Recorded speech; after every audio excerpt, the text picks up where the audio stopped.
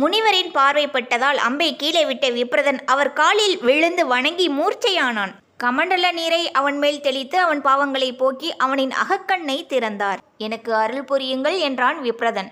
முனிவர் ஒரு காய்ந்த குச்சியை எடுத்து தடாகத்தின் கரையில் இதை நட்டு வைத்து இது துளிர்க்கும் வரை கணபதியின் மகாமந்திரத்தை ஜபித்து வா, நீ தேவர்களின் மகிமையை பெறுவாய் என்று ஆசிர்வதித்து மறைந்தார். முனிவர் சொன்னபடி உணவை தவிர்த்து மந்திரத்தை ஜபிக்க ஆரம்பித்தான். காலங்கள் ஓடின. பட்டக்குச்சி துளிர்த்தது. பக்தியோடு ஸ்ரீராம ஜபம் ஜபித்த ஸ்ரீ ராமகிருஷ்ண பரமகம்சருக்கு வாழ் முளைத்ததாக அவரது வரலாற்றில் உள்ளது போல் இவருக்கு தும்பிக்கை வளர்ந்ததாம். விப்ரதன் பக்தியில் நெகிழ்ந்த விநாயகர் அவர் முன் தோன்றி, நீ எனது மந்திரத்தை விடாமல் ஜபித்து வந்ததால் என்னை போல் உனக்கும் தும்பிக்கை வளர்ந்து விட்டது. இனிமேல் நீ புருசுண்டி என அழைக்கப்படுவாய். நீ உச்சரித்த மந்திரத்தின் பலனால் உயிர் பெற்ற இந்த மரம் கற்பக விருட்சம் என பெயர் பெறும். இது எது கேட்டாலும் கொடுக்கும் வல்லமை உடையது. உனக்கு என்ன வர வேண்டும் கேள் என்றார் விநாயகர்.